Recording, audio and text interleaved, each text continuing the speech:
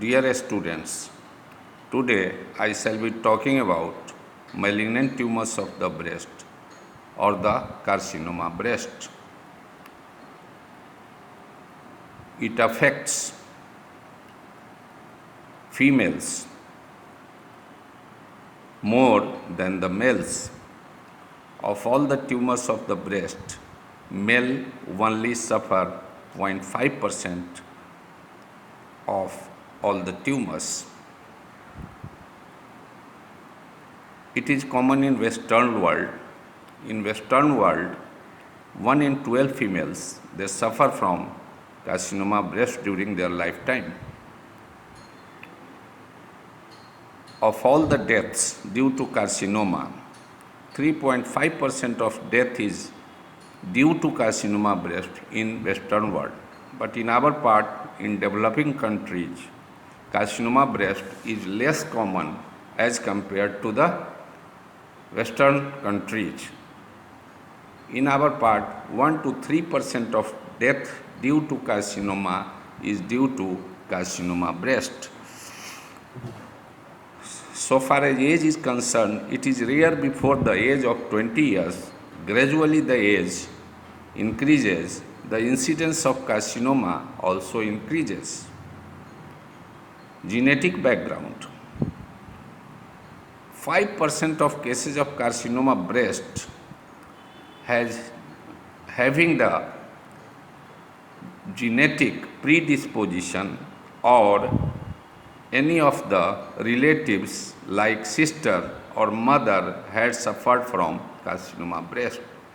I have seen while working in medical college, mothers suffering from carcinoma breast and her 2 daughters, they also presented with carcinoma breast. So is the genetic predisposition. Diet has also got some role in carcinoma breast. In Western world, the diet is low in phytoestrogens, high intake of alcohol is also said to be incidence more with carcinoma. Nulliparous women, they develop more carcinoma breast as compared to multiparous women. Breastfeeding is said to be protective effect on carcinoma. Women with first child at early age, late menarche and early menopause, they have less incidence as compared to early child during late age groups, early menarche and late menopause. Obesity is associated with increased conversion of steroid hormones to estradiol in the body fat. It may increase the incidence of carcinoma. And also in the women who is having long replacement therapy with hormones, HRT, they are more prone to carcinoma, as said. Now coming to pathology of the breast carcinoma. Carcinoma can occur in the breast from the ductal opening at the nipple up to the lobule of the breast, or from end of the duct to any part of the glandular system. Histologically, carcinoma may be in situ carcinoma, means the basement membrane has not been breached at the time of diagnosis. Then it could be invasive carcinoma, where the basement membrane has been breached. Then well differentiated carcinoma, having good prognosis, moderately differentiated and poorly differentiated carcinoma breast. Nowadays, numerical grading system has been advocated depending upon nuclear pleomorphism, tubule formation and mitotic rate in the tumor tissue. That has got some effect on the outcome of carcinoma breast or prognosis of carcinoma breast. Next to discuss is the types of carcinoma breast.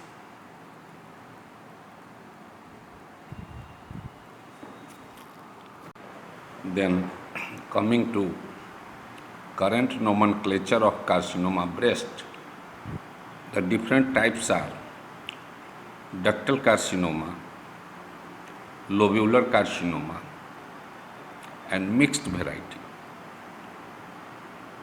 Ductal is that where the tumor starts in the lactiferous ducts or the ducts near the nipple or the distal part of the lactiferous ducts. Lobular carcinoma is one in which the classical type affects the distal lobules, has better prognosis. Classical lobular carcinoma has better prognosis. Other types of lobular carcinoma is pleomorphic. Pleomorphic lobular carcinoma is having poor prognosis, and sometimes there is invasive lobular carcinoma that may even be multifocal and sometimes bilateral. In addition to ductal carcinoma and the lobular carcinoma, other varieties are colloid carcinoma. The tumor cells produce abundant mucin and it has colloid carcinoma has got good prognosis. Then medullary carcinoma. Medullary carcinoma is having marked lymphocytic reaction, and medullary carcinoma has got solid sheets of large cells. Then tubular carcinoma. One rare variety is inflammatory carcinoma. This carcinoma is rare, occurs during lactation. The breast becomes swollen, warm, and there is cutaneous edema. This tumor, lactational carcinoma, is very aggressive. It involves at least 1/3 of the breast and it mimics abscess, but it can be differentiated by blood counts.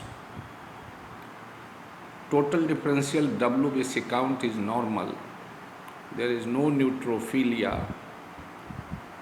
Ultrasound, FNAC and mammography is diagnostic. Nowadays,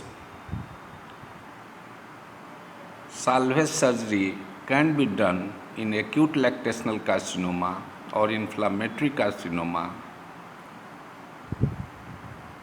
and salvage surgery is followed by chemotherapy and radiotherapy. Now coming to spread of carcinoma breast. The spread is local spread through lymphatics and through blood stream. Local spread of carcinoma breast goes to involve the skin, the pectoral fossa and the pectoral muscles, and there is also infiltration of the chest wall. So surrounding tissues are infiltrated. Then lymphatic spread, primarily it drains to the lymph nodes in the axilla. From the axillary nodes, it drains to the supraclavicular nodes. It may drain to the, in late cases, to the contralateral nodes. Lymphatics from posterior third of the breast, it goes to the internal memory nodes. Involvement of contralateral nodes or the supraclavicular nodes is the late sign of the disease. Then coming to spread by blood stream. By blood, it goes to the liver, bone, lung, brain, adrenals and ovary. Bone is involved commonly in carcinoma breast. First metastasis goes to the lumbar nodes, lumbar vertebra is involved first, then the femur, then the ribs,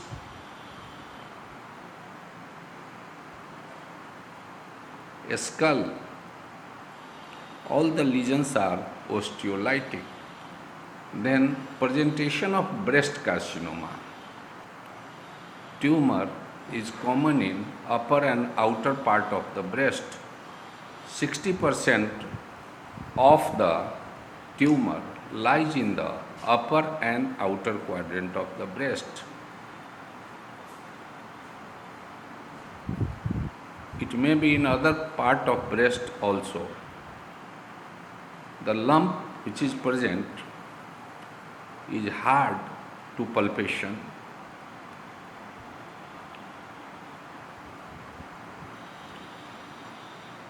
May be firm also. Nipple retraction is present and a skin overlying the breast is involved with pudgy orange look.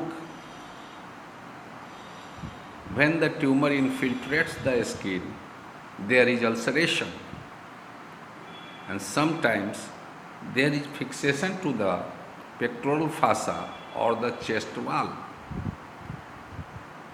Fixation to the chest wall is known as, an infiltration of the skin is known as cancer in cuirassier.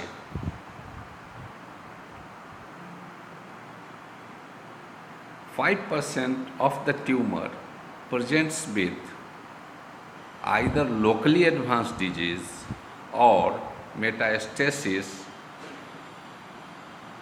distant.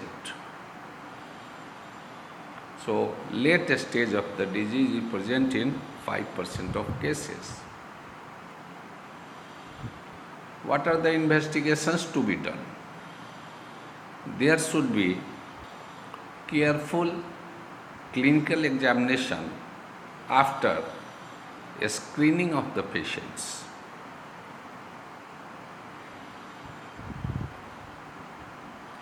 After the clinical examination, we have to go for different types of investigations.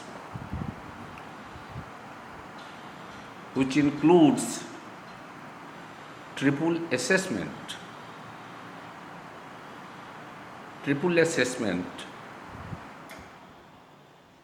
99.9% of the tumors, they are diagnosed by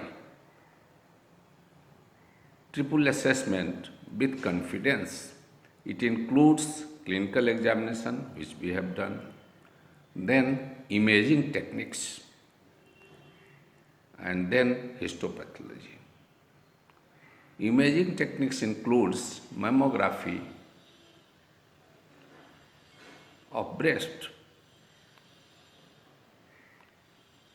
Mammography is soft tissue X-ray of breast. By see the calcification, radiolucency, we can diagnose it to be a tumor, either malignant or benign. Then sonography. Sonography can diagnose whether the swelling is cystic or solid. So breast cysts, they are diagnosed by sonography.